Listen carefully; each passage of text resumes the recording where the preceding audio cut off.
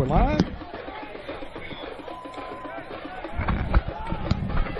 All right, good evening, everyone. Welcome to Parker Field in Piggott, Arkansas. We are into the first quarter of play. Had a little bit of a delay, so we are underway with the Piggott Mohawks hosting the Seminoles of Osceola in 3A3 conference action. And again, the Piggott Mohawks with the football, or rather just turned the football over. Both teams have now turned the ball over. The Seminoles got the opening kickoff, coughed it up, and got it back, took it down the field. And now the Mohawks took over on the 1 yard line. They couldn't. They moved the ball out to about the 35 where John Jones fumbled. It was recovered by Littleton, and the Seminoles with the ball. They'll score. 4:14 to go first quarter. How you doing, Sean Parker? Doing great. We're a little late getting on the air, but 2nd and 10 as the quarterback, DJ Fly, was flushed. Nate Mallard, the senior, was there to clean him up. Name, right? Mm-hmm. Well, this team is very explosive. That's what we expect. They'll spread. They'll come at you with a lot of things, and they will pass. And here we go again. You got to keep him outside contained. And he is. We have a penalty downfield. Looks like it may have been a hold or a block from behind on the Osceola Seminole. They've already been bit by the penalty flag a couple of times. Would have been enough for a first down. Tim, that is going to be a illegal block call against Osceola, but it's going to be a spot foul, so it's going to be an odd ball down in distance here in just a moment. From the spot of the foul. I'm going to call a hold. Call it a hold. It'll be a 10-yard penalty. It'll work against the Seminoles since it was enough for the first down. But again, tonight, with you can't talk enough about playoff implications at this point. In this conference, every win has playoff implications. So tonight and the next 2 weeks in a row, some of the best football in the state of Arkansas, according to Coach Michael Harrell, is going to be played right here at Parker Field, as this will be followed by the Rivercrest Colts and the Newport Greyhounds. Well, Osceola is coming off a non-conference win last week over Pocahontas, where Darrell Brown Jr. scored 7 touchdowns. And they've been putting the ball in the air. They got a man wide open. Right down the middle, and ball comes loose, ball on the ground. There's another fumble. And they're going to call it incomplete pass. I think he came down with it, but I'm not real big on the continuation like they do in the NFL. It looked like he came down with it, and I thought he took a step or two, but we'll have to look at the. Yeah. Anyhow, it's going to be a down, Burn. We'll look at the replay. Down. That's right. We'll check out the slow-mo. But the concerning factor is that seam down the middle was wide open. Well, Mohawks come out the usual set. Well, Osceola's got 4 receivers in the set. The 3-man front for the Tribe, and looked like the gap man on the right might have jumped. Long pass, a little too long. And I believe Gunnar Shaw was on the coverage out there for the Tribe. Well, it's going to bring up 4th down and 8 to go. And obviously the offense is staying out on the field. Yeah, I'm not expecting a lot of punting tonight at all. I mean, basically the Mohawks are going to try to control the football, hang on to it, move it down the field, and keep the Seminole offense off the field. And the Seminoles, they'll fire one up if it's picked off. That's like a punt anyway, I imagine. They did have a pretty good place kicker during the pregame. The PATs and field goals, they've got a pretty strong kicker as well. Here we go, 4th down for the Seminoles. At the 35, crowd. Passer back out the flat, and he's going to come down with it. He's got it. And he say it is a catch. And it is enough for the first down by about a yard and a half. So the Seminoles keep the drive alive. Again, we're at 3:15 mark of the first quarter here at Parker Field. No score as the Mohawks host the Osceola Seminole in 3A3 conference action. Quickly up. Feed it to the motion man around the right side on the jet sweep. Going on the spin and takes it down inside the 10. Taylor Gavin took that on the jet sweep and just kept rolling. He is inside the 10. Going to bring up a 1st and goal for the Seminoles.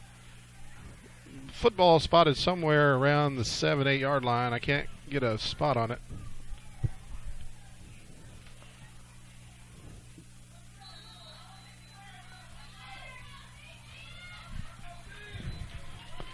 Here come the Seminoles. There's the give. And they've got the man the gap. And he's going to be just short. I think he's going to be marked just shy of the, yep, that's right, just shy of the goal line down there. Yeah, Lane Buchanan made that stop. Just save a touchdown. We'll wheel you folks there on Facebook Live around where you can get a little bit about, look at that. We got a good bug that's been keeping us company up here as well. We'll try this. There we go. How's that? Well, second down and goal for the Seminoles from the Mohawk 1-yard line is the 0-0 with 2.5 minutes and ticking in the opening quarter. Brown with the keeper. He turns it inside. He's in. And he's in. He's got it. So Darrell Brown scores the first touchdown of the evening at the 2:19 mark of the first quarter of play to make it a 6-0 game as Osceola takes the early lead. I'd like to take a moment to thank Piggott Realty, Mike and Pat Patterson, for residential, commercial, agriculture, real estate, anywhere in Clay County and beyond. Let Mike and Pat serve you. They've been serving the area for many, many years. 870-598-3142. Well, we dodged a little bit of a bullet with the first drive, but this time Darrell Brown for the Seminoles getting the score, and the extra point attempt is Ivan Leon is pulled it. Shanked it left down by the Mohawk band. So here with 2:19 to go first quarter, our score, Osceola 6, Piggott 0 on YHC.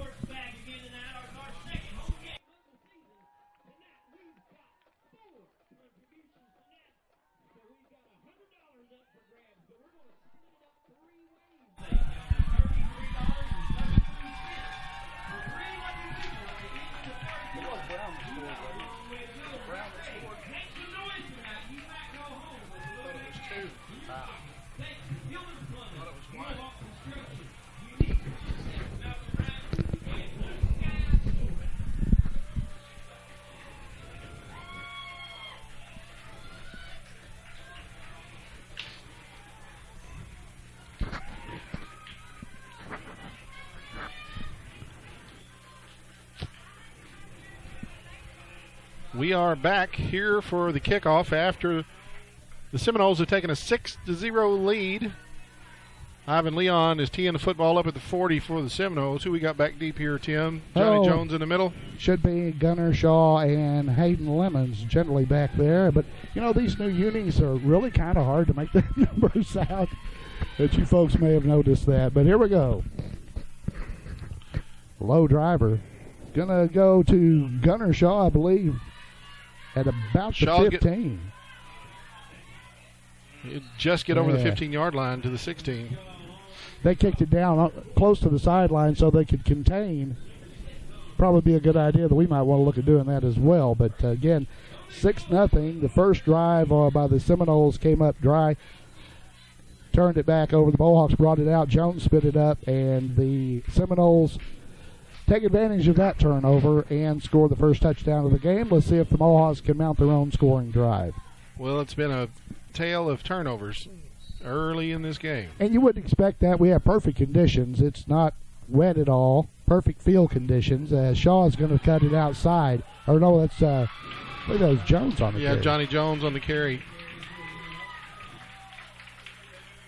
He's going to get a nice gain. He's going to give it 7 yards. Bring up 2nd and 3. Of course, the running game of the Mohawks is pretty much the bread and butter, has been for the last few years. But lately it's been the defense. The Mohawks, they put up some big scores against Portageville and, of course, in the Rector game last week. But really the way that the defense has stifled opponents up until tonight, they knew they would be tested. Well, Osceola has a plan to stop this run. They're in the 8-man front and the 6-2 as that carry goes right around the left end. You still got the football. Corner, first down and some. Got a face mask at the end, but I don't think they caught it. I thought he had the ball right there. Oh, good job that time around left end. But Jamarian Beasley made a nice saving tackle. Good job there by the Mohawk offense. But he also got a little face mask on that. But a little extracurricular in front of the Seminole bench, maybe, huh? Should be winding down. Minute 20 now to go in the first quarter. Mohawks come up in that T formation, 2 tight ends. There's the carry right up the middle. That's Lane Buchanan, the fullback. And the fullback taking it straight ahead for about 9, close to 10 yards on the carry for Buchanan. He's been carrying the mail a lot for those straight up the gut runs for the Tribe. Well, Beasley, the safety, had to make that tackle again, and if you tackle Lane Buchanan, you pay the price for tackling Lane Buchanan. Yeah. All three of the Mohawk running backs over 200 pounds, but Lane, of course, the bulk of it. Going to split Shaw out to the right. Carey's going to go. Spread the field, but it doesn't work. Didn't fool anybody on that one. Nope. Going to be a loss on the play. So Lane there on that dive comes up a little gingerly. He didn't get a chance to get started. He didn't get his pads down. They were there to take the handoff with him. That's going to be the last play of the first quarter, it looks like. The defensive end sealed down. I think so. And there was nowhere to go. 10 seconds to go in the quarter. They'll try to go ahead and get the play off, it looks like. They're going to snap one, Tim. And 3rd down and 2.5. Carey goes. Well, we're going to have a first down. There we go. Good play. Good run. And it's going to be enough for a Mohawk first down and keep the drive alive as the first quarter draws to a close. Our score, Osceola 6, Piggott 0 here on YHC. See all that? Their defense got hands on their hips like their wingers, body language. Yeah. Bus ride. Boy, it's a long bus ride back there. You want to just knock on the wall or something? Knock 3 times on the ceiling.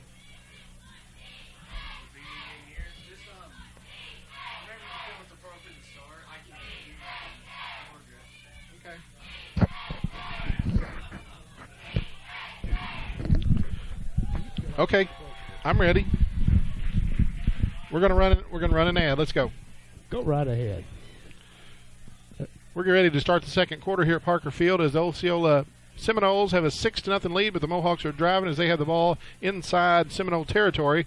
We're going to take a moment to thank Pumpkin Hollow, Darrell and Ellen Dalton. It's Pumpkin Hollow time this season. They opened on September the 16th, and since 1993, it's the fall attraction that draws guests from all over the country. Animals, pumpkins, hayrides, gourds, and kids' corn mazes, hill horror in the hollow, Bubba's Butcher Barn, zombie paintball, forest of fright, and the pumpkin zip line.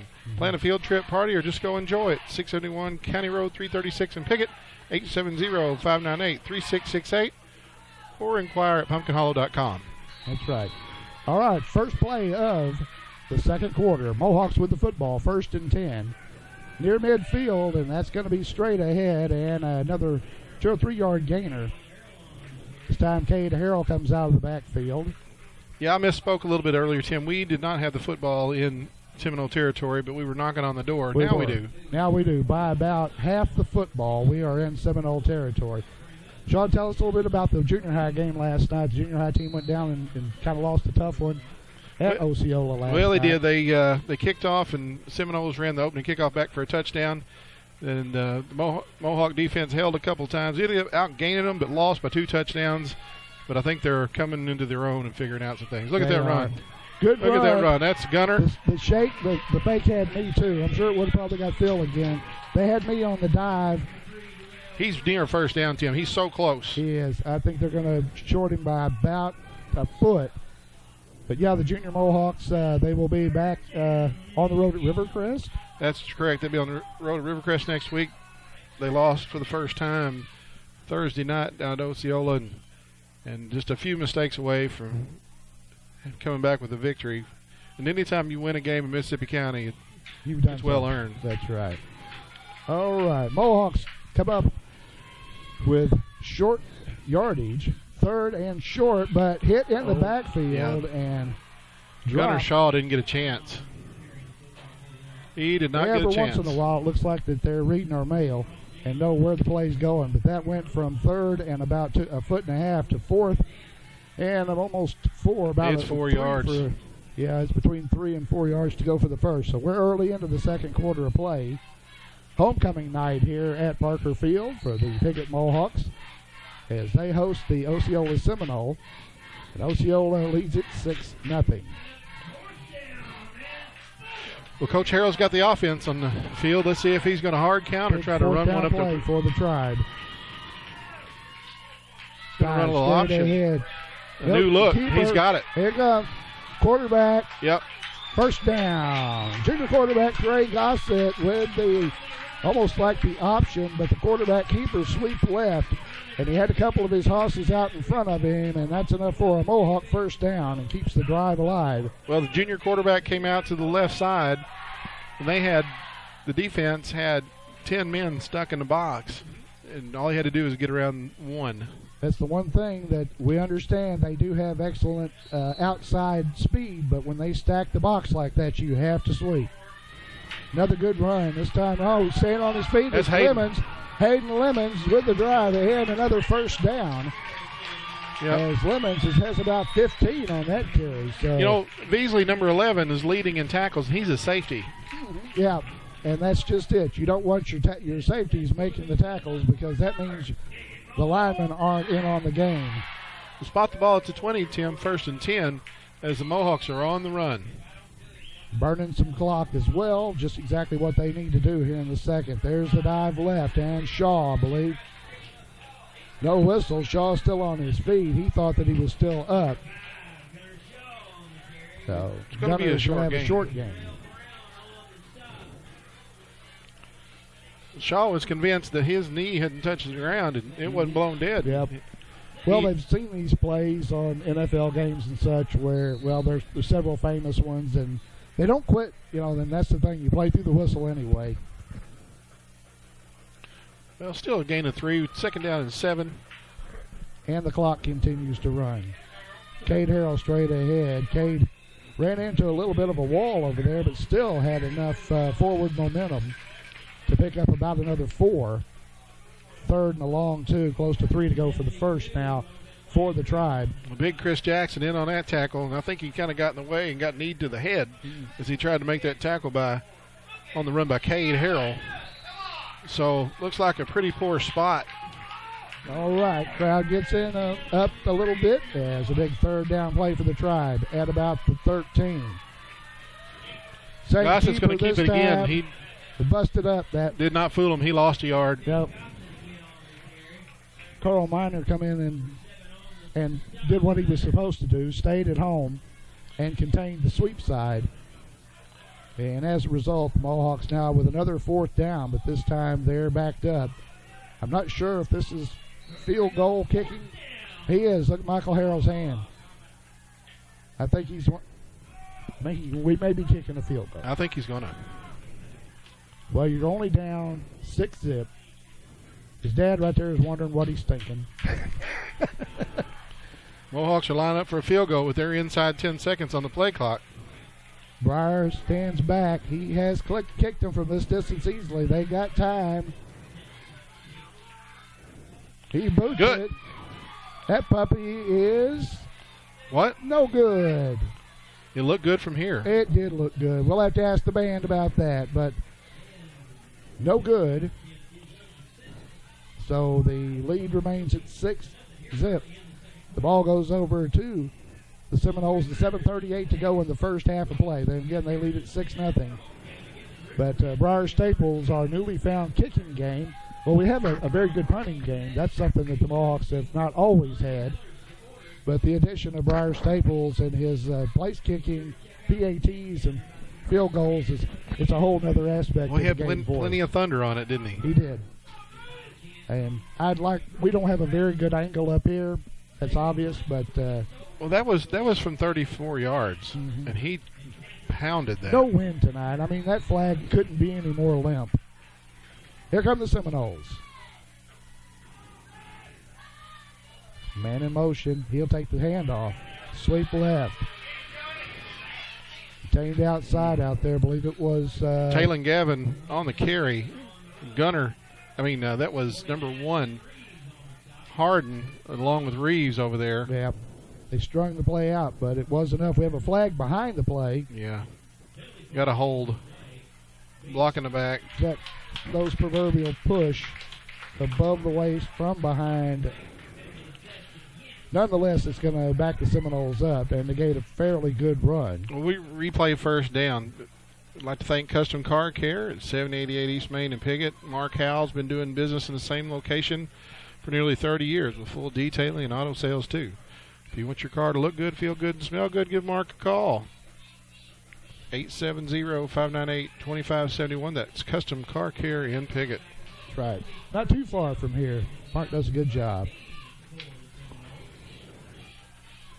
All right. 1st and 15 or 14 or so. Back to pass. Pressure on the quarterback. He flips it up. It has a man open, and we. Oh, they're going to get. They're going to throw the flag on Lemons because he came in. Had his back to the ball. Put your hands down, Hayden. And the receiver was turning, looking back for the ball. Hayden had not turned the head. He hadn't gotten it around to look for the ball. And basically when the receiver stopped, he ran into him. Well, the back judge made that They're call late. going to talk that over between the zebras out there. He's got to remember that the offensive man and the defensive man both have right to that position. Yeah, when the ball is in the air, we're going to have interference called against the Mohawks. Now, that is a 10-yard penalty, if I'm not mistaken. 15. So it is a 15-yard penalty.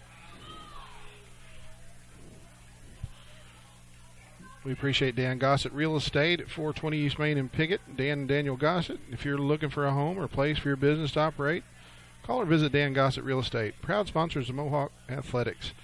It's 870-598-5555.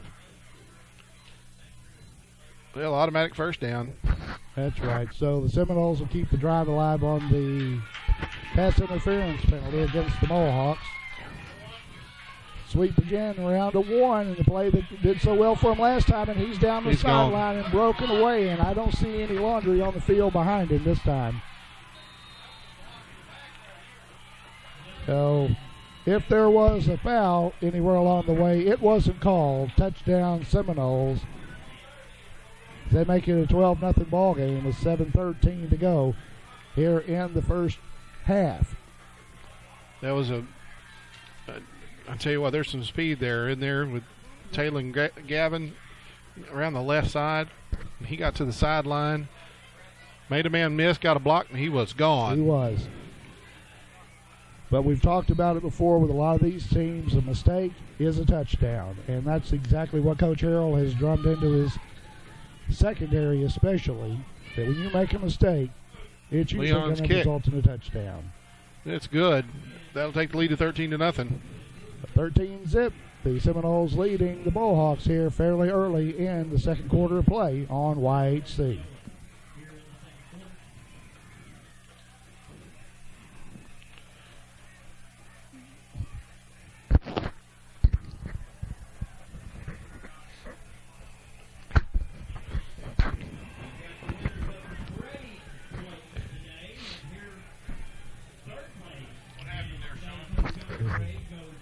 They were faster than us. Really fast. Jet sweep.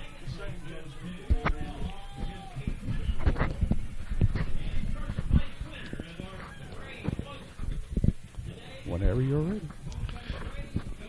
Well, 13-0 here with 7:13 left in the first half. Tim, the Seminoles have put on a little display of their speed. It's like thunder and lightning. It is, and it's something that it is really hard to coach against. We saw the same play basically. The first one was negated on a penalty flag, but that one was the same play. They sent him in motion, get the handoff, jet sweep left, get a couple of blockers out there, and then it's a foot race. And I'm not sure that we have anybody on the field that could outrun him. We got a couple of guys that can make it close, but you can't give him much of a lead. This team, of course, the Osceola Seminoles, they lost to Blyble in week 1. Was that a week one touchdown spread? It was an 8-point game.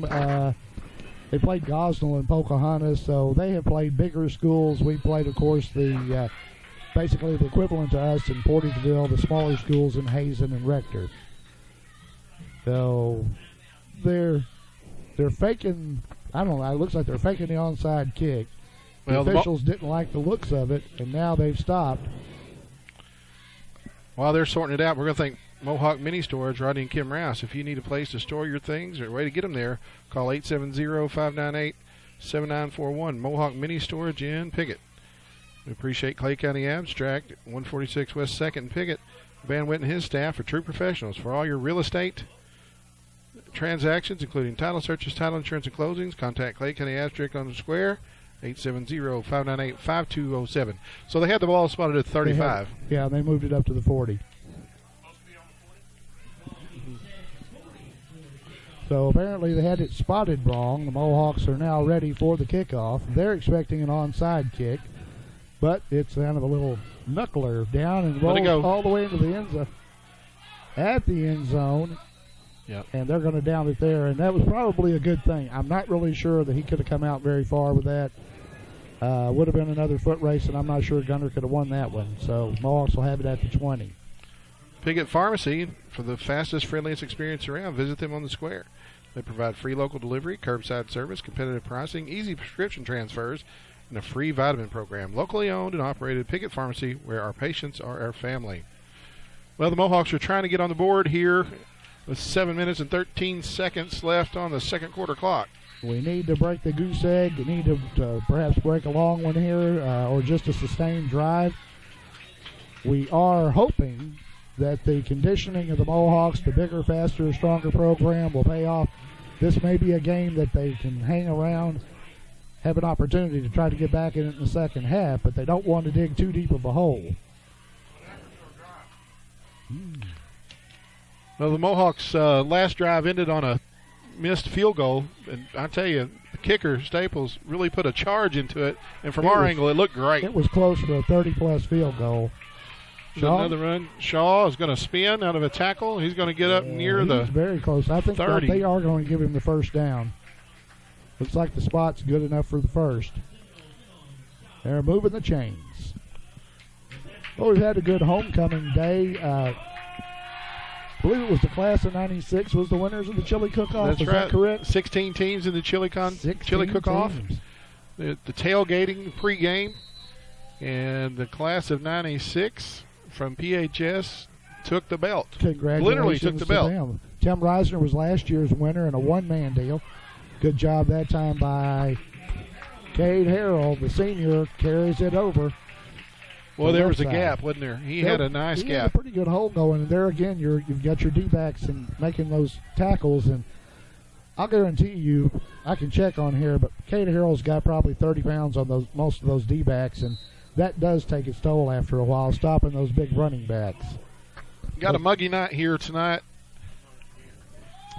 We're waiting for that first cramp breakage. No, first break for a cramp. Oh, Johnny got wrapped up. That is a call that you will get sometimes. You cannot pick up the player and throw him into the ground.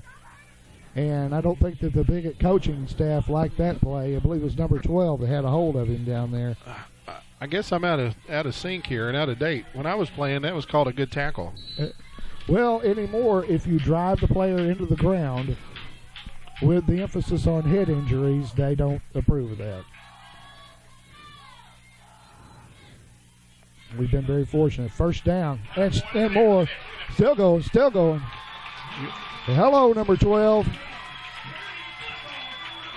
Well, Gunnar Shaw showed a burst there, and Marion Vance finally drug him down, but inside Seminole territory. Now, Gunner's having a good season so far. We've had about 300 yards so far this season rushing, and that keeps the drive alive and the tribe on the run. And here's the handoff. Johnny to the Football is right going to cut it back. He ran into a defensive lineman after a couple yards. Somebody actually got him from the ground, I think.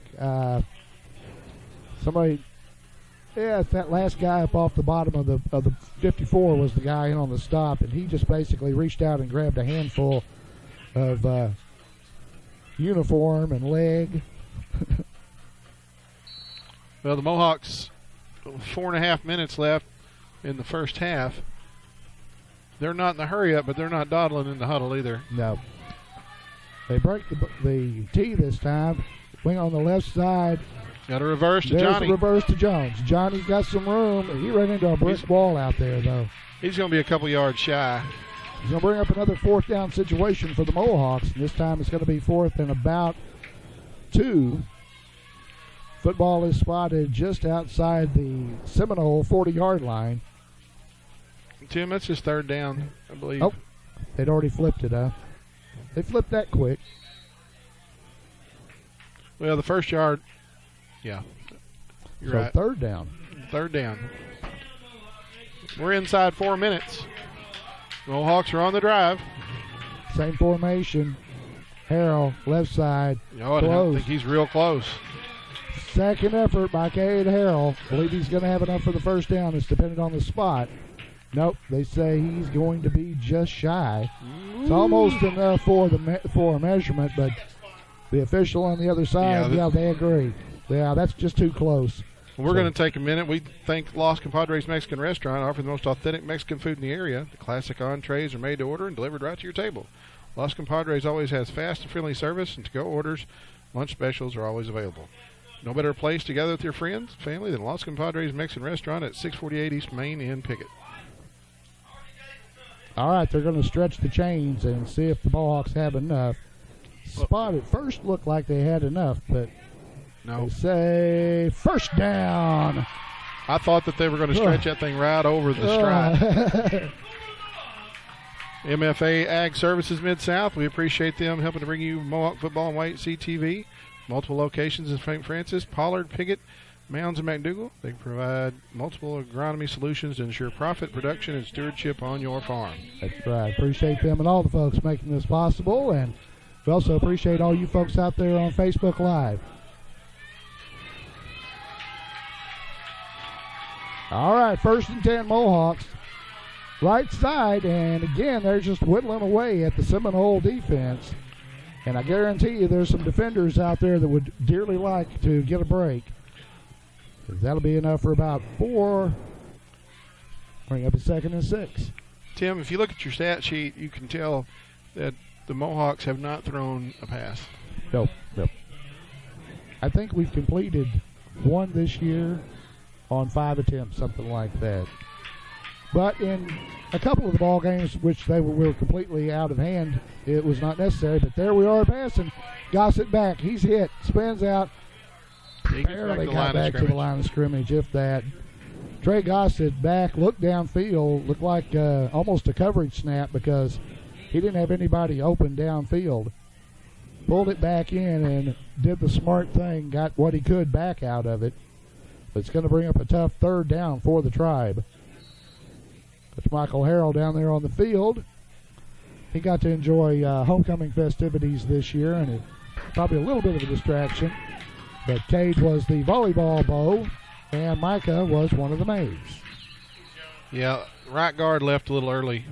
It's going to be a procedure call.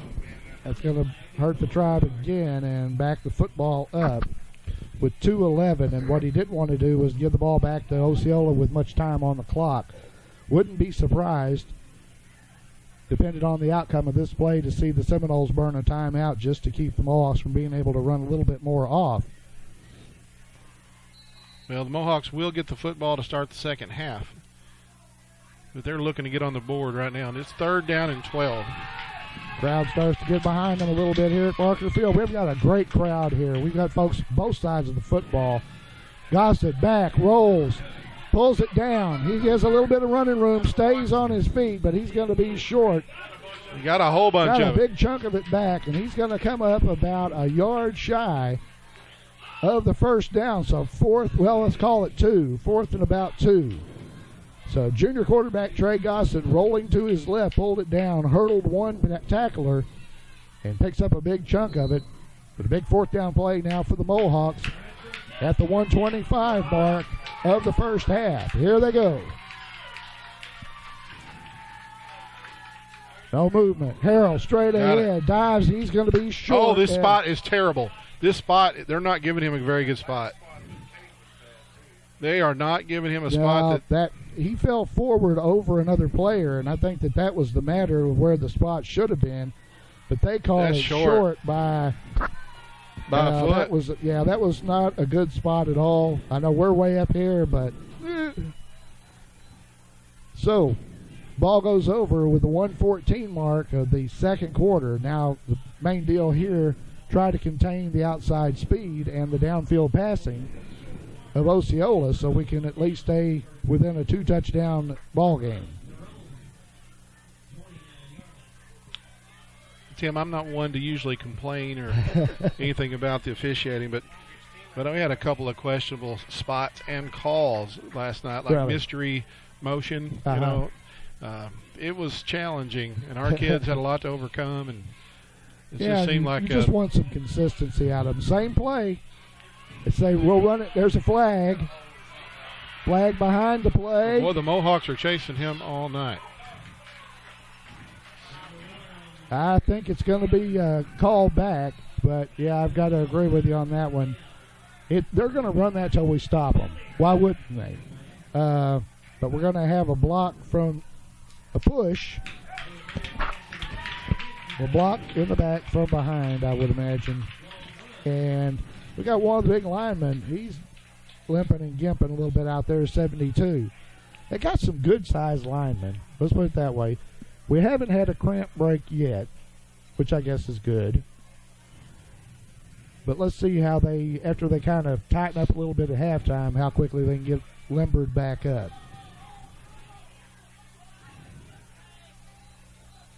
That's a couple of big, long runs by Osceola that's been negated by the penalty flag. Well, they're spread out. I mean, you got 4 receivers in the set. I wouldn't doubt to see 33 step back and take that flat pass again. No, they're looking downfield. They got a man in front, a man behind, and almost intercepted. Oh. In and out of the hands. Yeah, that was Quentin Reeves broke on the ball, and I think he was defended by our cornerback. Yes. As Spencer was going downfield or with the receiver. Yeah, they had him sandwiched, one on either side, and I think that actually interfered with each other a little bit. But incomplete. Clock stops at the 58-second mark here of the first half. Slim came up with an interception last week. Look at that bug. Oh, there's another one. All right. Seminoles line out. There's the snap. He's back to pass again. Looks across the middle. Oh, that is nervous territory to go across the middle against these Piggott Mohawks, but the pass is no good. That was intended for Scales. He was going across the middle. You know, before the safety changed, the rules changed, he would have been absolutely pummeled. Yeah. You didn't go across the middle and not expect that back in the day, but you know, Tim, I think about the way that we played and the rules and how I didn't like the changes, but I'm telling you now that I have a son playing, I like the changes. Yeah. All right, this is a big play. 2nd and 10. Make it 3rd down. 53 seconds on the half rather. Hawks. That's it. Intercepted. Hayden Lemons goes up and pulls it down. Those of you on Facebook Live, apologize. I didn't get around to show you that, but Hayden Lemons went up in front of the receiver and pulled it down. I sure like to have Hayden back there playing center field, don't you? 47 seconds to go in the first half. The Mohawks with the football back, trying to break this 13-0 deadlock to the Osceola Seminole. Tim, I'm afraid that Quentin Reeves was shaking up a little bit. He's our starting tight end and cornerback. Yeah, we see him down there getting a drink of water right now. Get a little water on his head and maybe shaking the cobwebs out. Here come the Mohawks. Got 2 split in the set. Hand up the middle. Straight up the middle. And he is up over the 50. First down. 43 seconds left. We're going to take a timeout. We're going to stay right here with it, and we're going to give you a little synopsis of what's going on. The Mohawks have 42 seconds and 50 yards to go. They have not got on the board yet. It's 13-0 for the Seminoles. But the Mohawks have not completed a pass and have only attempted a couple that ended up with scrambles. So here we go, 39. They did not take a timeout. The chains were reset. Going to give it to Gunner. He's going to slip right through. We're Now inside 30 seconds. They used the official timeout for moving the chains there to give them a little bit of time, and now they go ahead and burn their first. 29 seconds on the second quarter clock. It's difficult to pull out a big home run play against a team that has the speed of the backfield and that Osceola features. They are much more a team that you want to grind. But, of course, there's some other big games going on. Rivercrest is over at Corning. I'm not sure how much we can expect out of that. But the Corning Bobcats hosting the Rivercrest Colts, and I understand that the Corning coach was actually ejected from their previous game, so he's not there for tonight's ball game. Walnut Ridge is at Manila. Walnut Ridge seems to be on a roll. Manila, they've been having their issues. Newport's at Hoxie. Now, that's something. Hoxie had been having a lot of trouble. Then they threw 40 points at Cave City last week. Newport's at Hoxie in that ball game, so it's going to be a little interesting. These next 3 weeks are very, very going to have a lot to do with how the 3A3 standings shake out at the top. And some of the top teams are going to be forced to play each other early on. And us and some of the others will be wanting to get some wins and look for some help maybe. Well, after the timeout, the Mohawks will have second down and 8. We're going to spot the football at the 47-yard line of the Seminoles. Mohawks come up, 2 tight ends in the T formation. And there is a handoff up the middle, and that's what they're looking for. Going to get 10. They'll stop the chains, stop the clock while the chains move. Another first down that time for the Tribe. I believe it was Shaw. We got a player down for. And you know what? It's our guy. The rules will state that you have to use a timeout here. Because it's within the 2 minutes? But even more concerning is the Mohawks have a player down on the field. Right. Coach Greg Mallard out there. Of course, it's great to have Doc here. 4 games. It's they will check on the player and see Coach Walter Rao making his way across there as well. I couldn't see if it was. I wasn't sure who it was. No, we don't know. We won't speculate until we find out. But the play went over that way. It is a first down. There's 22 seconds on the clock. The officials had stopped the clock to move the chains for the first down. The football is at the 39-yard line of the Seminoles. Officials timeout for the injury here. There we go. We got the player up, and that's Lane. Lane Buchanan. Well, this is the second time that Lane's had a little bit of trouble tonight, but the fullback, Lane Buchanan, comes to the sideline under his own power. He will have to come out for a play. But he will come to the sideline, and we probably won't see him maybe until the third quarter. No need.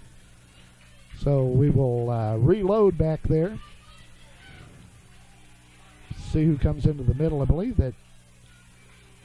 I'm trying to see if it was Lemons that came into the ball game or who. They're winding the clock.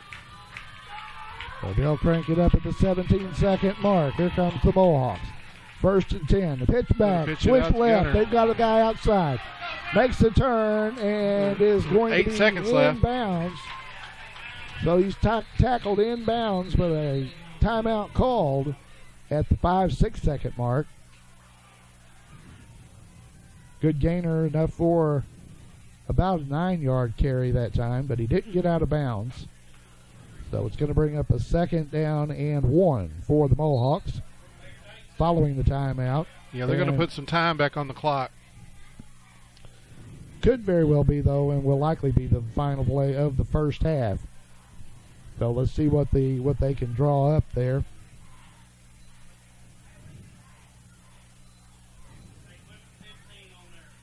So they're asking for 15 seconds apparently.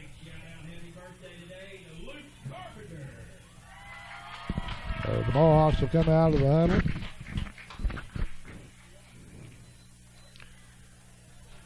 Well, as the crew tries to set the clock.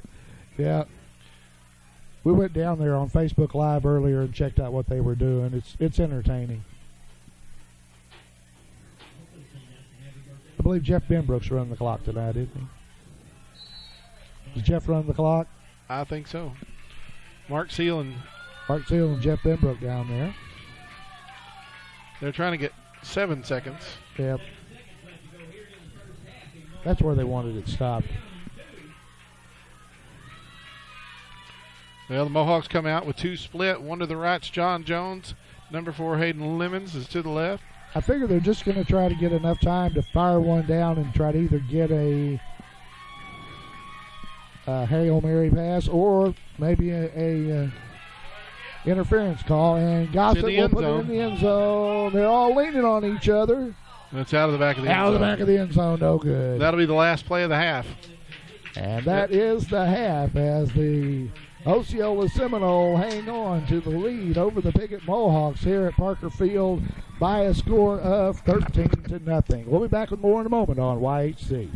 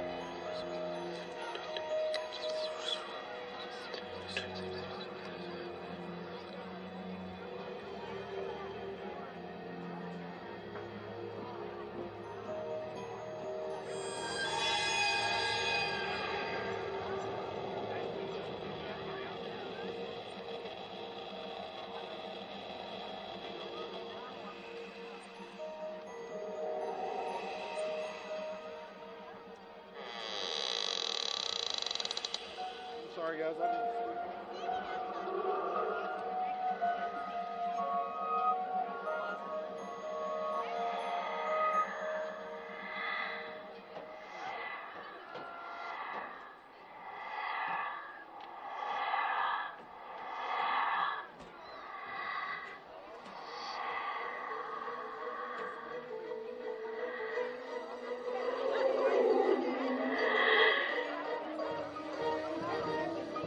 see.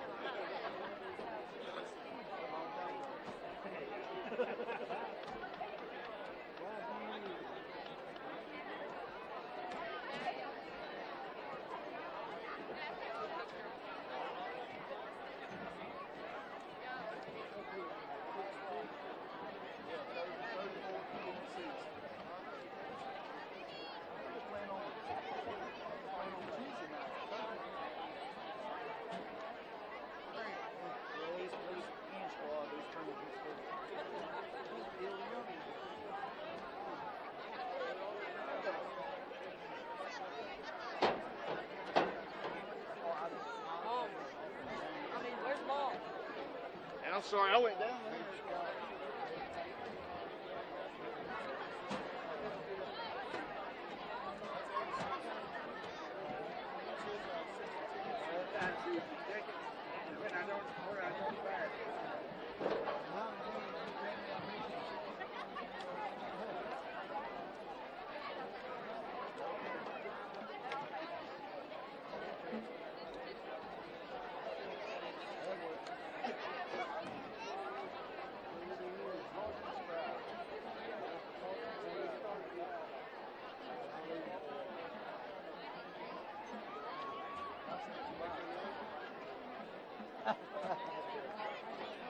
There's 5:35 left.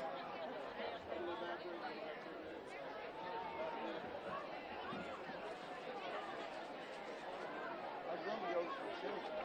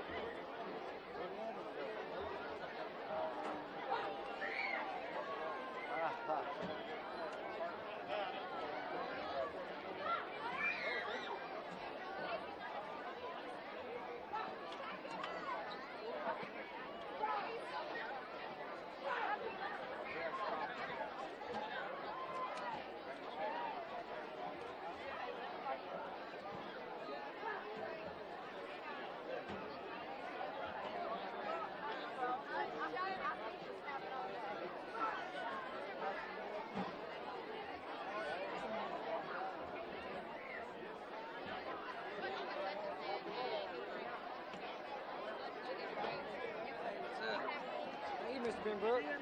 Yeah, doing good. Don't ever see you down around the house. I know it. I ain't around very much anymore. I'm living over in Kennett now. Hey, since there's some pretty bad company.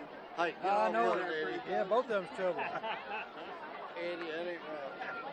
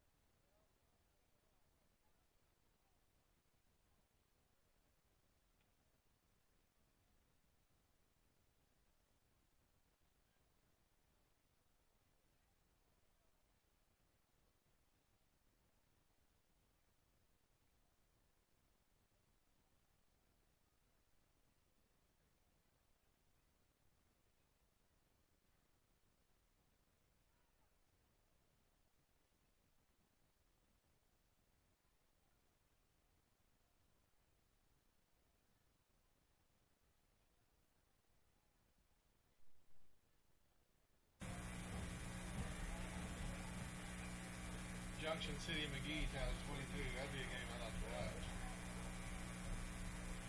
Manila 6, Walnut Ridge 0 in the first. That's interesting.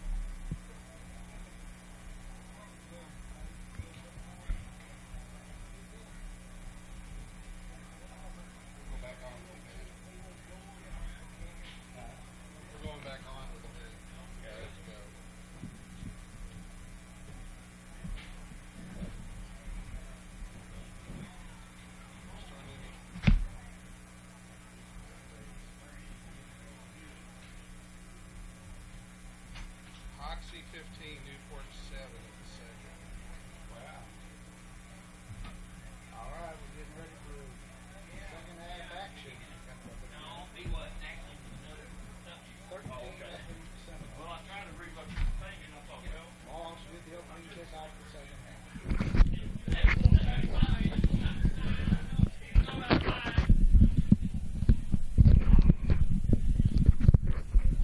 Microphone check.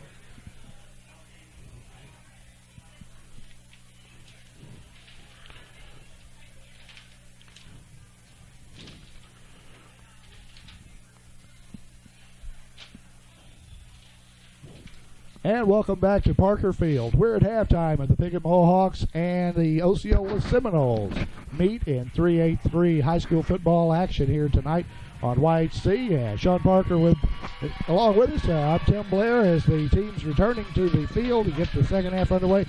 But the Mohawks have a little bit of a hole to dig out of, don't they, Sean? They do. They're down 2 scores. Mohawks will get the opening kickoff to start the second half.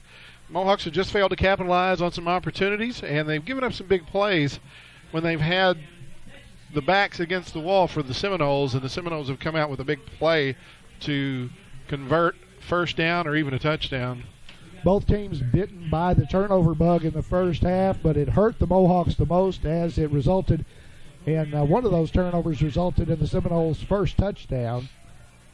But were it not for one of their turnovers, it could have been more because they turned it over right down on their own goal line. Yeah, the Mohawks recovered a fumble on their own 3 and thwarted a scoring drive by the Seminoles. As the warm-up period has expired, the Mohawk kick-receive team is back to take this kickoff. It's John Jones in the middle, Hayden Lemons back deep, number 4, along with number 5, Gunnar Shaw. And the great thing about that is we have a good core of seniors, but we also have a great basis of underclassmen for this Mohawk team. We don't have to worry about the cupboard being bare next year. Ivan Leon does the kicking chores for the Seminoles, number 41. He kicked kind of a knuckleball last time that rolled around and went back to the goal line, actually, and Shaw picked it up in the end zone, so it came out to the 20. Kid's got a good leg. And approaches the football. Good kick. He nailed that one. Ball comes loose, and there it is. Up over the 30 and still moving. There's a pile. We got the back of somebody's head. Okay. Yeah, that was. I'm telling you, he got some height on that. Got behind that one and got a good kick, and now the Mohawks will have it at the 32-yard line. As I wonder why everybody's standing up in front of us. The cheerleaders are throwing little footballs. Oh, that one came way up here. That's a softball player. You know those things are filled with gold. Well, then get out and shag one there, Parker. Well, that's the way it appears. Mohawks send a split in to the left, split in to the right. First time Slot we've seen man. this particular set tonight. I'm going to try to get a few of those Osceola players out of the box. Gunnar Shaw got through the first tier and then was met about 2 yards deep, and that's as far as that went. He's second down and 8. Mohawks with the football. We're just getting underway with the third quarter of play. They're trailing the Seminole 13-0 here at Parker Field. Homecoming night for the Tribe.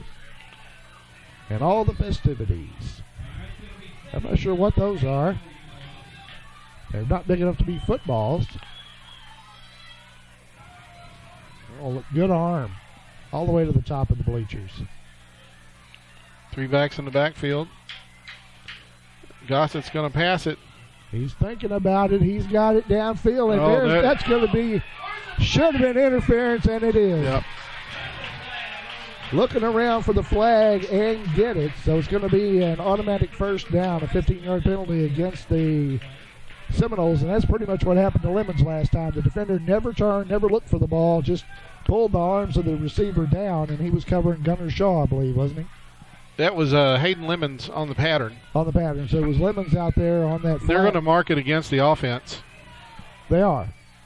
Nope, they're taking it back to the line of scrimmage. If they do, they've rewritten the rule book because he had a hand on him all the way. 11 was pulling the arms down. There never was a real signal that came, and then the official started walking the football back, and I thought, is he going to take that there? Anyway, remember, in youth and amateur football, if you're beat deep, a pass interference is 15 yards. That's right. Yeah, you don't get at the spot like the pros and so forth, and it's they go back. Well, the defender had no idea where the ball was, and he didn't know if it was going over his head or if it was over Lemon's shoulder, and he just held on and he interfered. Well, sometimes it's better than giving up the touchdown. Well, after the penalty, the football's sitting at the 49-yard line of the Mohawks, so yeah, it's a first down, but it's not a touchdown. We've had good field position all night. We can't complain about that. Just haven't been able to capitalize. Gossett's under center. Going to take pitch out to the left. That's Harold, isn't it? That is Johnny. Oh, you're right. It is Cade. I got the Cade 32 Harold and 33. on the sweep left side, but he's going to be dropped after a gain of about 4. 2nd and 5. Yeah, little power football, giving Cade a chance on the outside edge coming around left. Well, there again, if you're trying to limber up a defense, that's a good way to do it. Get out in space, let your big lineman work. They got Devin Riley back this week, and that's helping them a little bit up front. But there's some size for the Seminoles, too. Shaw hit in the backfield. Man, he never even got a chance. No, that was, the left side of the Seminole defense in the backfield before the Mohawks could put the play together. Loss of about 2. Third and long 7, close to 8. He just fortunate to get the handoff there. Well, we know that the Seminoles are much better coached than they have been the last few years. They brought in Coach Hooks from Bryant, who's offensive coordinator, brought in this style of play, and it's doing well. That's Mason Tillman, number 2, carrying up near the 45-yard line. With Tillman off the bench for the Tribe into the backfield there. You see that Lane Buchanan has stayed on the sideline. He was dinged a little bit the last series of the first half, and Lane's still down on the sideline right now, and Mohawks are keeping the offense out there. The Mohawks are going to go for it. I told you I wasn't sure if we would see any punting at all. We haven't yet. 4th and a long 4, about 5 to go for the first.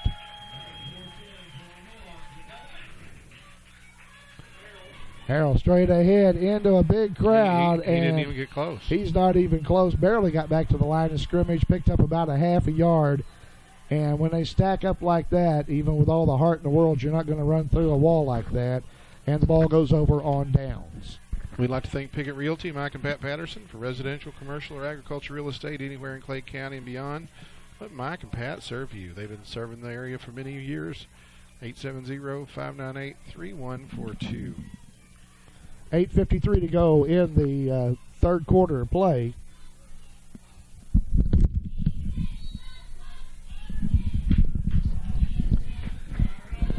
So the Seminoles will get their first shot of the second half. They've got a 13-0 lead over the Mohawks.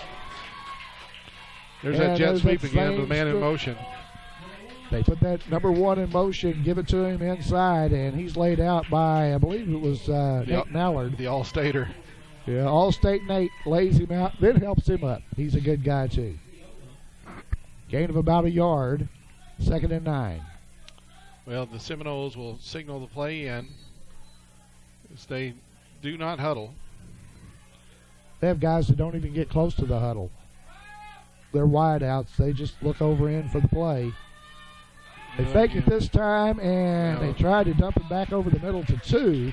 Well, Mason Tillman applied that pressure and did not let that screen develop. And Cade Harrell was there on the coverage of the running back.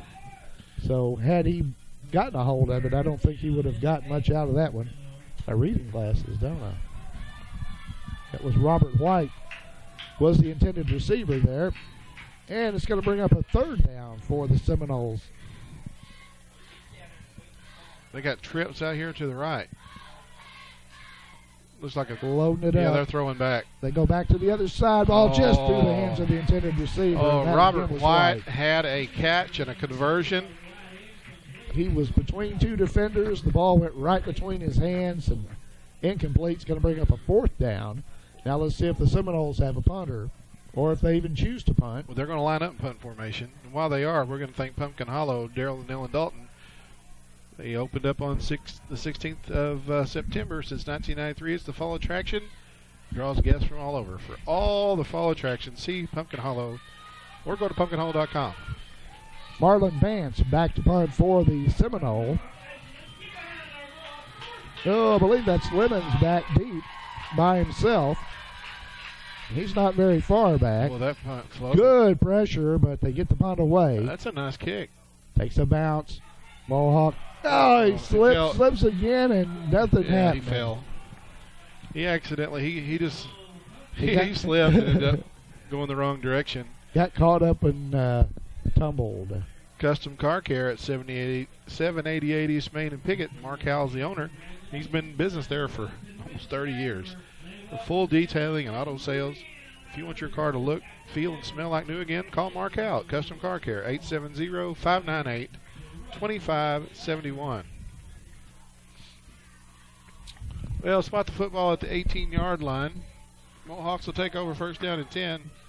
They're going to come out in 2 tight ends and with the backfield full. Cade Harrell comes to the sideline. I believe Tillman's in the backfield. They'll go right side this time. Johnny Jones on the carry, and he'll have about 4. He will. While he gets up and gets back to the huddle, we're going to thank Dan Gossett Real Estate on 420 East Main and Piggott. Dan and Daniel, if you're looking for a home, a place, a business to operate, call, visit Dan Gossett Real Estate. Proud sponsors of Mohawk Athletics, 598-5555. Lemons comes to the sideline for the Tribe. They'll try the left side this time, and I believe it's Jones. I'll check. It was Hayden Lemons, and he didn't come out. He carried the football and was very close to another for a Piggott first down. They're going to mark him just shy. Well, he followed the path. There was a lead block laid out there by the fullback, Lane Buchanan, but also Corey Fuller from that interior line sealed his man off, and that's a good gain. Good job by the Piggott Mohawk line but they still a little bit of a. They're going to measure it, but let's see. Could have got a better. I'm going to have to agree. I'm going to have to agree with Dr. Phil Daffrin. I think that spot's a little bit less than generous. Yeah, it's short by about a foot. So they're estimating and rounding up or something. From my angle, and I'm not down there where they are, I think that's a full yard shy. Now, they might have saw his knee hit, but it looked like he might have rolled up. But okay, I thought now we've had some of these third down plays that were blown up. We don't need that again. I would probably give it to Trey straight ahead, but they're going to go with. There was very little room. The ball came loose. There's a ball on the ground.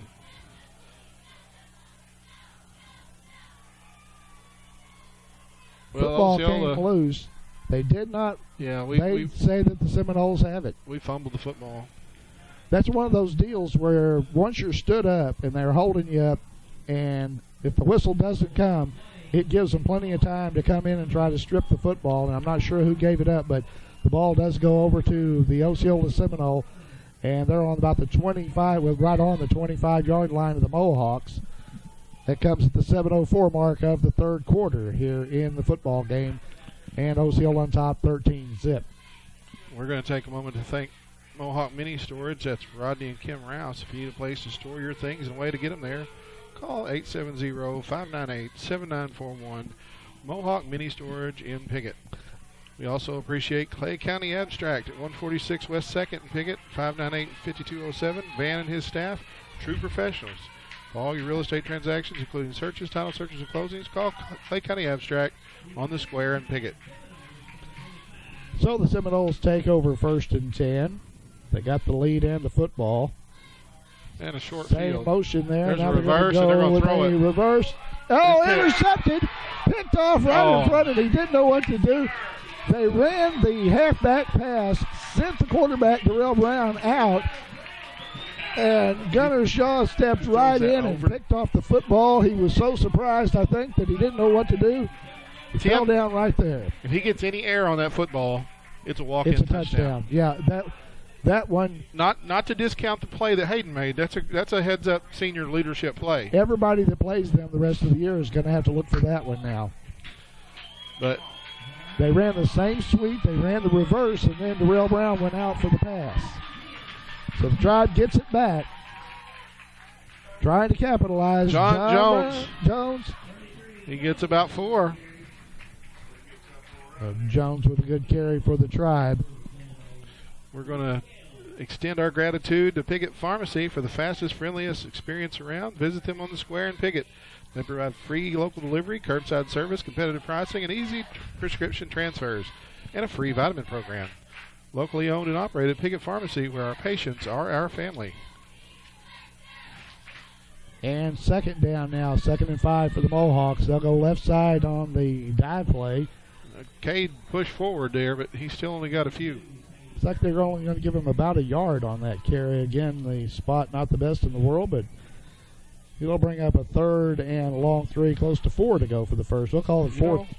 They didn't even get him back to the line of scrimmage, according to the stick. Well, they moved the stick forward a little bit, then drug it back, but not much forward progress. Let's just put it that way. But look at the size of the guys on the Osceola line. Now 3rd down and 5 for the Mohawks.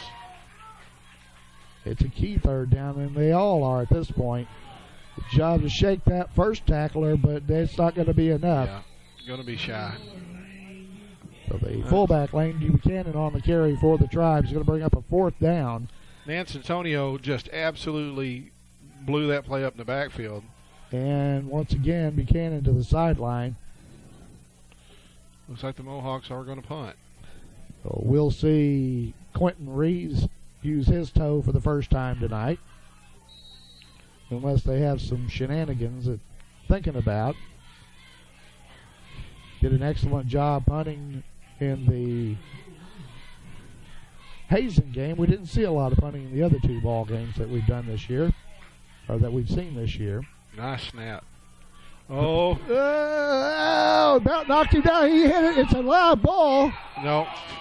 But the first man didn't cover. It hit number 5 basically in the hands, and then it was a live ball 3 Mohawk defenders around him. Jareek Scales came up to field that, and it short hopped him, and he had to just get all over it.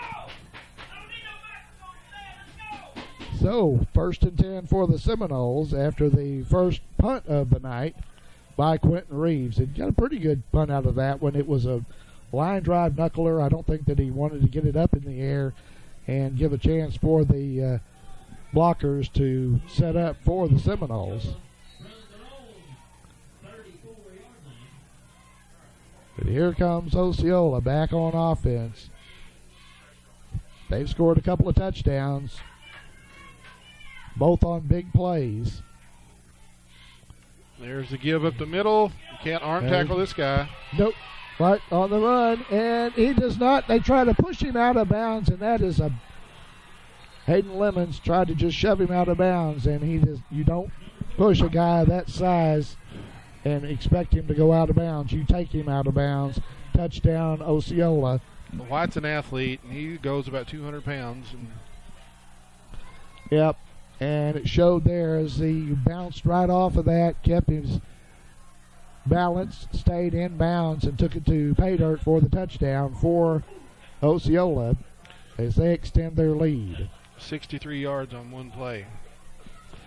As we said earlier, the Mohawks have given up the big play. They've mostly hung with Osceola otherwise, but they've been hurt by the big play. And once again, good pressure on the kicker, but the ball is good.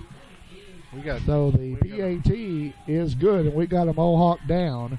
I think we have our first cramp. It came through. I wasn't sure if it was a cramp or if he got. That's Gunner. Okay, Gunner Shaw comes up a little gingerly, and he'll make his way over, cramping up in the left leg. Looks like Coach or Doc Mallard will go out and check him out. But all right, back with more in just a moment here on YHC.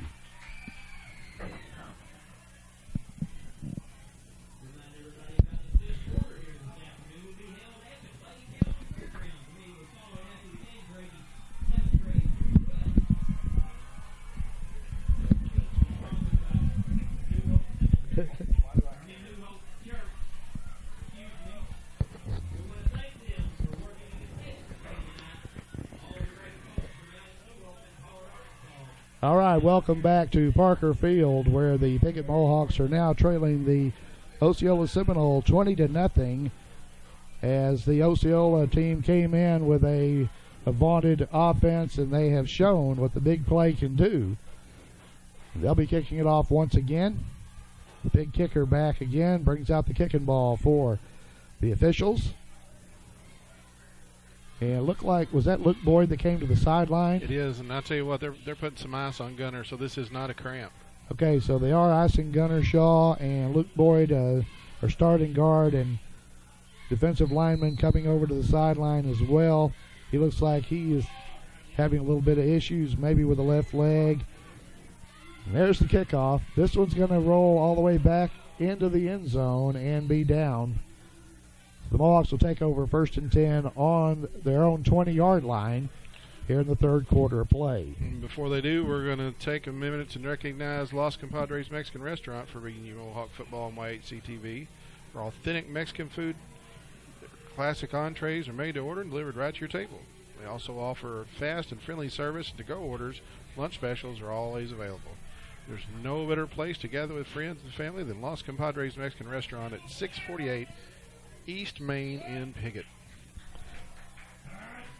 Well, here comes the Mohawk offense once again, trying to get together and put together a sustained drive. And they pass it over the right side. The pass is complete, but there's no running room. Got a yard. That's Dylan Bellers coming off a shoulder injury.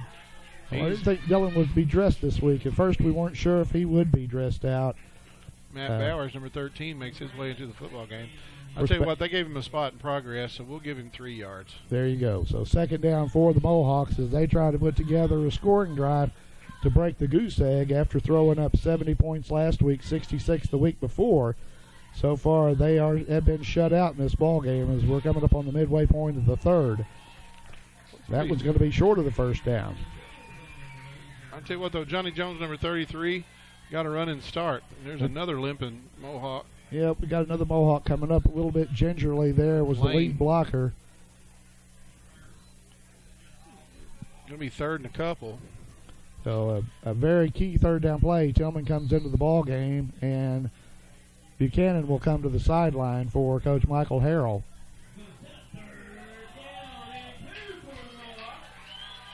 Johnny Jones going to split out to the left. I think it's just trying to buy him some room in the middle, but it's a big third down play if the Mohawks expect to get this one down. Straight ahead, and again, I think it's Cade Harrell. He's got it if they give him any kind of spot whatsoever. I'm not sure where the bounce was there. Where he's standing here looks like it's going to be just short. It's another spot. It's questionable. And that's exactly what it looks like they're going to do, is they're going to spot it just shy and bring up fourth down and a foot. Now, we haven't seen the quarterback sneak out of Trey Gossett. We've seen it this year. But there's some big guys in the middle of that Seminole defense. Here's the fourth down try. It is the quarterback sneak, and the push is there. And that should be a penalty. Yeah, sure do. Alex Gibson, the center, the guy grabbed him by his equipment and threw him. Yep. Darrell Brown throws the blocker down, but no call. But that's enough for the first down as the Mohawks have the football right on their own 45-yard line now. Or 35-yard line, I'm sorry. From the 35, clock running, 2:27 to go in the third. And there's a man in the backfield hit Jones before he even got started, I believe it was. Penetration. And we have two Osceola players up slow. We have an Osceola helmet that rolled across the ground out there, but 77 and 12, I think, ran into each other. They did. I'm telling you, and that was a collision between Marlon Vance and then big number 77, Trent Brown. They ran smack dab into each other and took each other out. Now, that being said, the Mohawks lost about a foot. It's going to be second and long 10. It's like Tillman's wide to this side this time, and Gossett is going to look to pass. He rolls, he's hit, he shakes one, shakes another, almost shook the third man on the spin move, but he's going to be dropped for a loss of about 5. Yeah, that's a sack, and you just got to give credit to the defense there from Osceola. Jason Ugaldi came up and made that stop. Now, Trey did shake the first couple of guys, put a spin move on them, but there were too many of them, and that's going to bring up a 3rd and 16, looks like, from here. As the Mohawks still having a lot of trouble with this Osceola defense, have not been able to find the key to moving the football. Pitch back to go to the short side of the field, and Harrell dives ahead. He's going to be about 6 but yards short. He's going to bring up a 4th down and about a 5, I believe it is. 4th and a long 5. About 6 to go for the first down for the Piggott Mohawks. Of course, next week we'll be right back here. The Rivercrest Colts will be coming to town. It doesn't get any easier. Week after that, the Newport Greyhounds visit Parker Field. Then we'll go on a little bit of a road run where we have games at Manila and Hoxie, and, of course, the Rice Bowl game at Corning to close out the regular season. 4th and 6. Wing on the right side. Gossett brings him up, takes a snap, flip back. Looks like it's Shaw. And he is well short of the first down. So Gunnar Shaw picks up about 3 of the 6 they needed. The ball will go over on downs, and the Seminoles with good field position. They'll take over at the Mohawk 42-yard line, 43-yard line. And we'll be back with more Piggott Mohawk football in a moment here on YHC.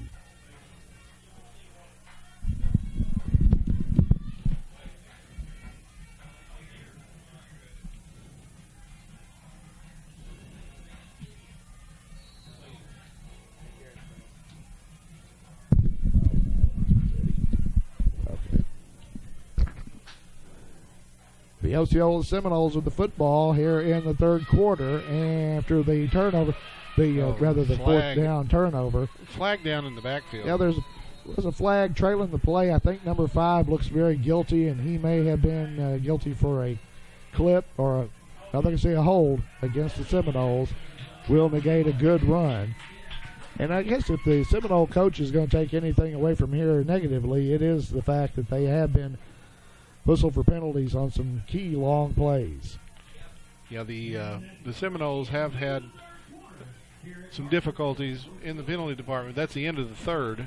We have played 3 complete at Parker Field, and the Piggott Mohawks trailing Osceola 20-0. We'll be back with fourth quarter action in a moment here on YHC.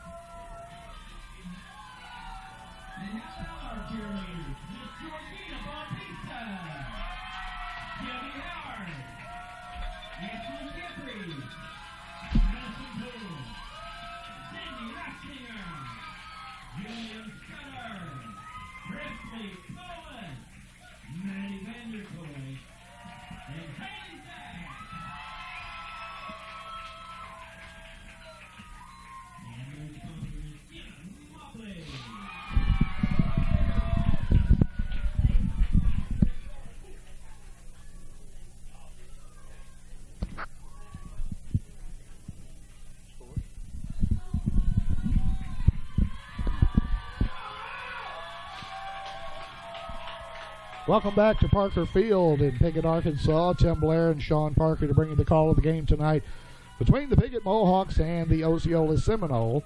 And at this point, Sean, it's been pretty much mostly Osceola. Well, the Osceola defense has prevented the Mohawks from hitting a big play. Mohawks grind it out, but they've been stopped on fourth down a few times and drives have stalled. And the Seminoles have hit the big play. And this drive actually began as the Mohawks unable to convert on a fourth and really what I would call long. And Osceola now looking to try to extend their lead. Pretty much same formation. It's a different quarterback, isn't it? Good Nice job there. It was Spencer Harden. that was DJ Fly was the quarterback there, and then when it looks like Harden came down and has hurt himself, so he's slow to get up over there on the far sideline. They're not afraid to air it out. And you know what? That wasn't. That was Gunnar Shaw, who's been nursing that ankle or whatever it is, and that was Gunnar that defended that pass. That was one of the things we didn't see a lot of in the first 3 games where Mohawks dinged up. Of course, Devin, he went down on the second play of the game of the first game of the season. So Devin Riley's injury was very early on.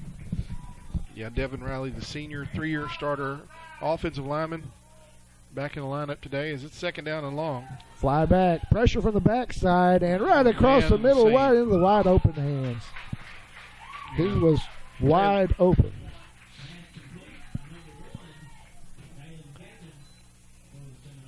The Piggott Mohawks have improved their pass defense greatly. They still have some room to grow. They have a lot of good underclassmen who are working their way up to contend for a job. It's just not something we've had it really strong about.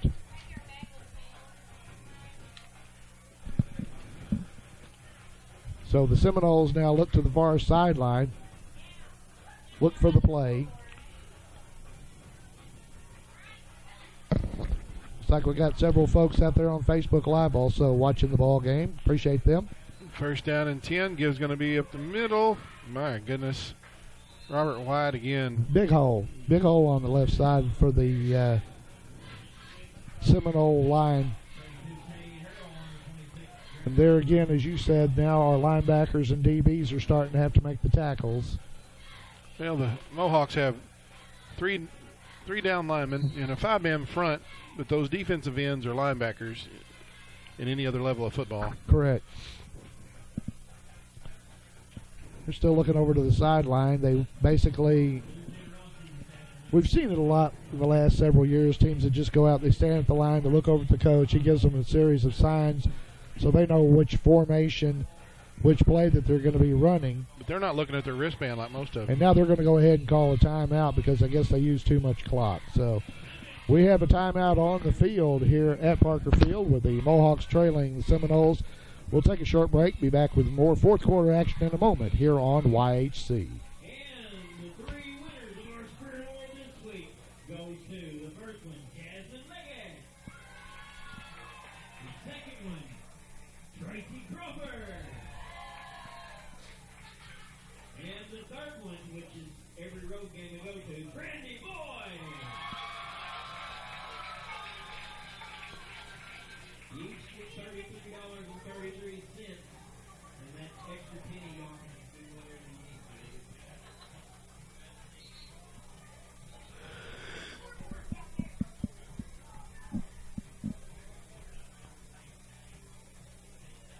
Welcome back to Parker Field, where the Piggott Mohawks are hosting the Osceola Seminole in 3A3 high school football action.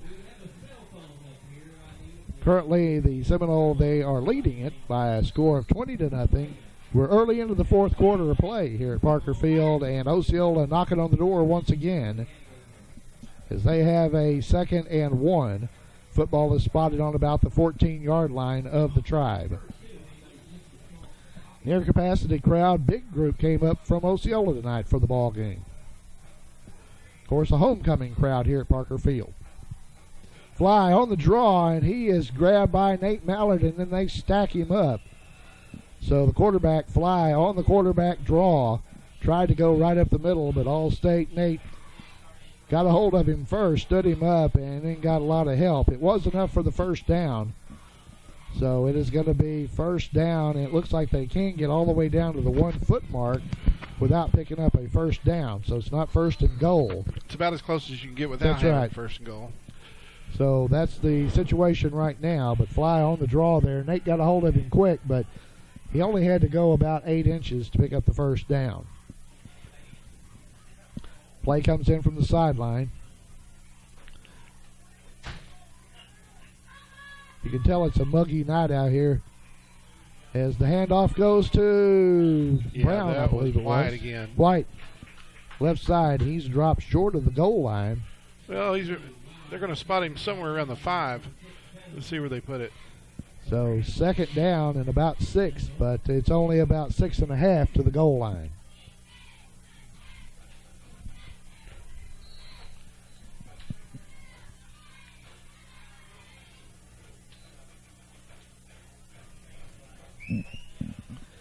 Still waiting for the play. There again, it seems kind of odd to see them standing around just looking over at the sideline, but that's the way a lot of teams, the way a lot of offensive coordinators handle the game now. Another give. Yeah, it looks like he's going to be in. Nope, we have a flag on the backside, and that was thrown right at number 4. And I'm not really sure what the deal was, but yeah, we got a hold. So there's a hold against the Seminoles on the backside of that play that's going to negate a good run. He was down near the goal line. Did he get it across? No, he did not. He was pushed out about the 2. But that's going to back them up. They actually seem to operate when they have a little more room. We're going to replay 2nd down. That backs them out to about the 14, about the 16, 17-yard line.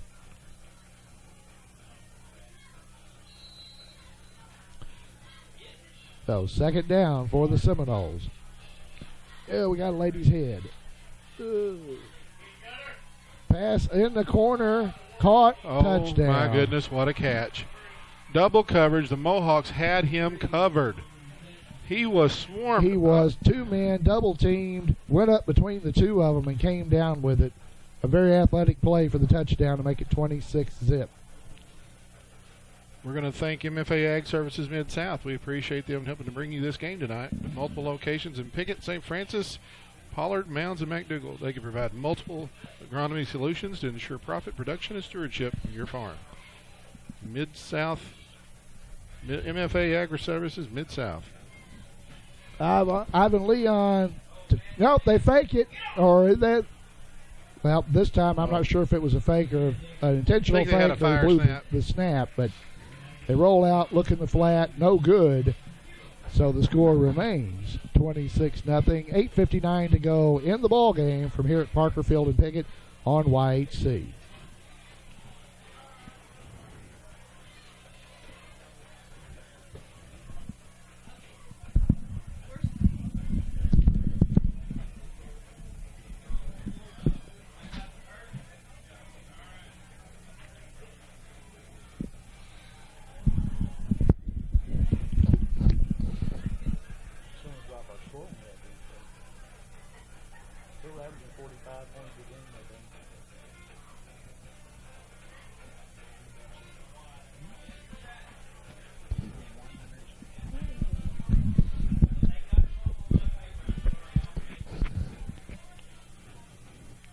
Welcome back to Parker Field, where the Seminoles have extended their lead to 26-0 over the Piggott Mohawks here. Mohawk Homecoming 2017. All the pomp and circumstance prior to the ball game. Lexi Heron and court introduced. Well, Ivan Leon's going to tee it up again. He's put a couple of them in the end zone. No wind still tonight. I mean, there is no wind at all out there. He boots another one pretty deep. This time the Mohawk is going to have a chance, though, to run it back. Oh. Ooh. I'm not sure that. Oh, yeah, he got a target. We have a flag on the play, and I think it's going to be on Osceola. Gunner took a lick right there. Big lick. See what the call is. I think it may be a 15-yarder, though, against the Seminole for a personal foul. Face Grabbed mask. him by the face. So it was a face mask penalty, personal foul. No, they go down easier when you grab them by the face mask. Yeah. It's also rough on your neck. 15-yard penalty, the major infraction brings it out to just inside the 40-yard line of the Tribe. So that's where they'll have it 1st and 10 here in the fourth quarter, trying to break the goose egg on the scoreboard here at Parker Field. I did notice that you got a chance to try some of the chili I didn't get to. Were you in agreement with the class of 96 being the best? Tim, I can't give an objective opinion because I did not try their chili. Well, I saw you putting some chili away. Well, I'm not saying that I didn't sample the goods, but I did absolutely. We have a timeout on the field. I'm not really sure who called it, but we do have a timeout on the field here as the ball was marked off. I know what you're saying. As we are at 8:53 in the fourth quarter clock, it's 26-0 in favor of the visiting Seminoles. You know, it is homecoming week, and you know, I know that you can prepare for it, but it's different. It's a distraction day, and as a player, you don't like it near as much as the parents do. I asked Coach Harrell, actually, you know, we visit a little bit every week, and one of the things that he mentioned, I asked him, I said, is homecoming going to be a distraction? And he said, not this bunch. You know, they're not easily distracted, and I really don't think that that's the issue. I think Osceola's the problem. It's not. Osceola's got a good defensive scheme. Mm-hmm. Yeah, they've thrown a little bit of a different look, and like I said, they've stacked the box just like that, and there's no running room there. I want to tell you, on that right side, I just watched Nate Mallard drive his guy 10 yards back, and the Mohawks still only got about 3 yards out of it. Well, I think that they know they're going to lose that battle, and they're making up for it. But the Mohawks have just not been able to. They've moved the ball. They just haven't been able to move the ball when they needed to, especially when we did have scoring opportunities. Gossett back to pass. Now he's flushed out and dropped for a loss. So junior quarterback Trey Gossett looked downfield, and I'm not really sure if he had anybody open down there. There's one man in the pattern that was 22, Dylan Bellers, as he was streaking up the right side. Oh, yes.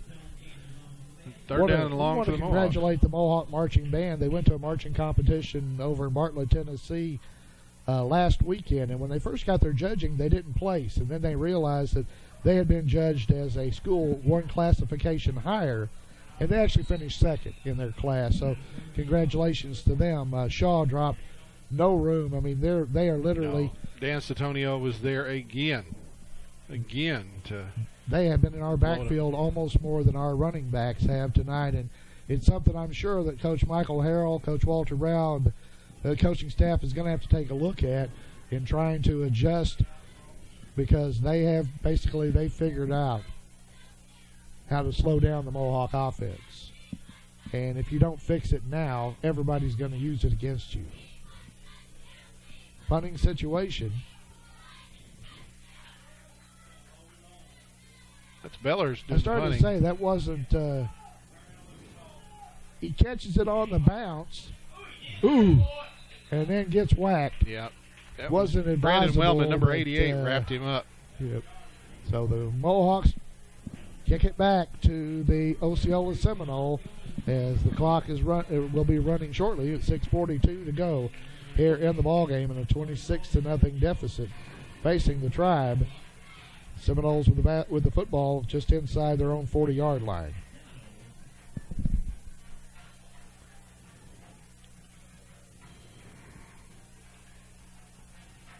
Well, I'm not really sure what advice I would offer Coach Harrell at this point, if he would want it, but I think that we're going to see a lot more of the same next week and the following week. Substitutions now. White's out of the ball game. 43 into the contest is Brandon Johnson. He'll get a nod. Stood up, and little or no running room. So Brandon Johnson into the contest for the Osceola Seminole. Looks like he is a sophomore running back. I got a feeling they've got a few more over there, Sean. What do you think? I know they do. I remember playing against them in junior high last year. They were stacked. Mm-hmm. Their sixth grade team last year was runner-up in that great big huge Northeast Arkansas Pee Wee Football League. They're stacked. Mm-hmm. I watched their seventh grade last night in their junior high, and they've got athletes throughout the program. Yeah. We'd like to see a lot of people move into Osceola so they can move back up to 4A soon. Sweep around the right. Going to be short of the first down. Good job there. Like Cade Harrell, the linebacker, ranging out, making the tackle. Mohawks doing some substituting. We've got subs in there. It's like put Gotti out to this side. Those uniforms just aren't easy to read, especially if they get a little sweaty. You know what I mean? Okay, so the Seminole letting some clock run. We're coming up on the 5-minute mark of the ball game. Yeah, it's really challenging to a colorblind man. Just ask me. Uh-huh. Once again, Johnson, and he is going to be close. Let's see if they get to what kind of a spot he gets out of the deal. I tell you, he's really close. No, he's just. Yeah, they're going to go ahead and give it to him, looks like. Yeah, first down for the Seminole. They tell him move the chains. So the Zebras stretch the chains once again. A few of the partisan crowds starting to make their way out, but we still have a lot of folks here, both sides of the field, actually. See and some in the of end zones as well. Yeah, the south end zone, which is the new home of the Mohawk Marching Band, where they had their new bleachers down there. I noticed more and more of the parents, some of the band parents and others spending their time down there. It's a good spot to watch from. Fly with the ball. The keeper pulled it out on the option, and he's going to be close to another first down. On forward progress, I think they should give it to him. And he stayed in bounds, too. So that should be a first down for the Seminoles if the spot is where I think it is. They will move the chains again. Well, this one's all but done, and as we said, it's just a matter of making those adjustments, trying to prepare for teams like Rivercrest and Newport who are going to watch this game tape and trying to be prepared to make a move in conference.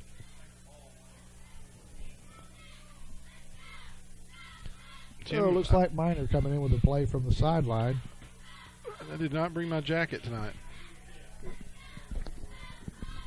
think I got by without it, though. There you go. Minor, the quarterback, and he hands it off. Once again, that's Johnson, and he's wrapped up after a short gain.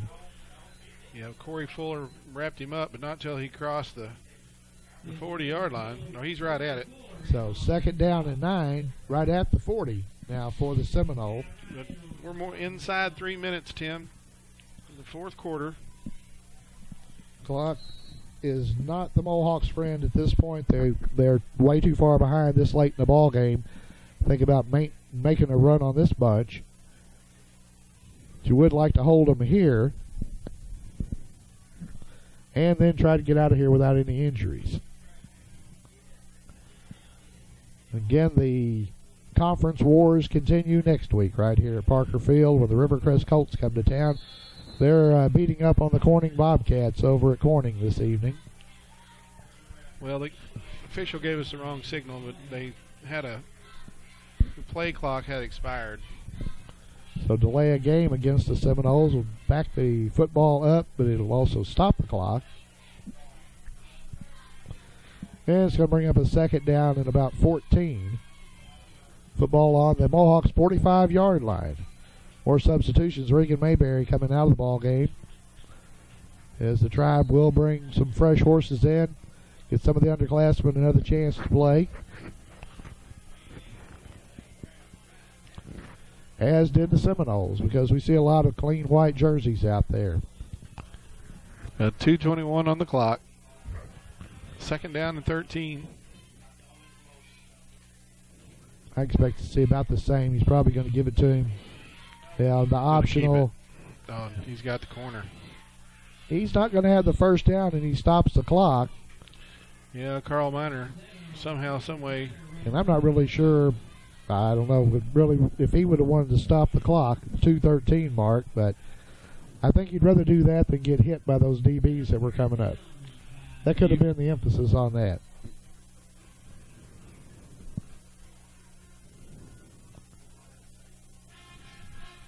Oh, more substitution for the Tribe.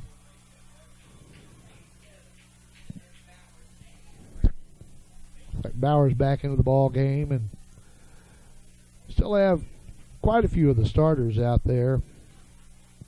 But I'm not really sure at this point, you know, as your starters, you've given them a pretty good workout, but you don't want to give up another big play. So good job there. Ball loose on the ground. Oh, and he's pulled right out from under Nate. Now, Nate Mallard, of course, he scored a touchdown last year in the Prescott game, recovering a fumble in the end zone. And he had his eyes on that fumble there, but it was jerked right out from under him by the Osceola player, but it does bring up a 4th down. And we're under 2 minutes to play. Not sure what I would do if I was Coach Harrell. Get the ball here. I don't know whether I would want to try to go for the end zone or just it's too little too late.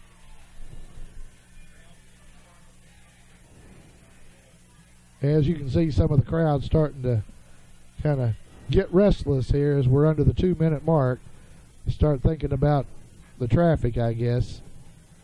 Man in motion on the sweep. There's a flag behind the play. He may break this, but it's coming back. Yeah, he held him. Yep. On the carry was Peyton Burks.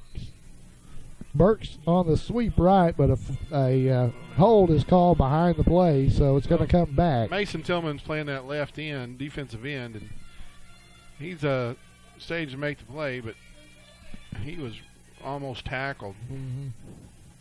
Well, you run into that some, especially with subs. Their technique isn't always as nice as the starters. Yeah. Now, coming up when we have senior night in October, it's going to be interesting. The Mohawks of 1962, I believe, will be recognized and honored that night. And now, I saw Joe Cole and Phil Dafford, and they're not that old. But that reminded me that Joe had actually sent me the photo of the Mohawks of 1962. They actually started the winning streak. They went like at 8-3, but they started that winning streak that went over 20-some-odd games. So that'll be senior night here. That'll be our final home game of the year as the so they're going to call a timeout at the 1:15 mark. So timeout on the field. Mohawks trailing big here to the Seminoles late in the ball game. We'll be back to wrap it up in a moment here on YHC.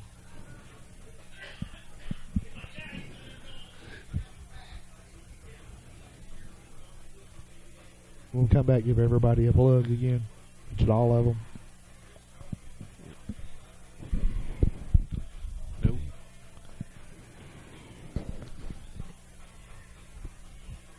Got some interesting bugs. All right, just moments to play here at Parker Field as the Piggott Mohawks trailing the Osceola Seminole here in the first conference game of the season. Looks like Coach Harrell is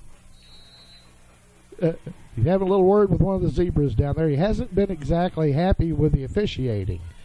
They line up in a punt formation facing 4th down and about 18. Oh, they hit him.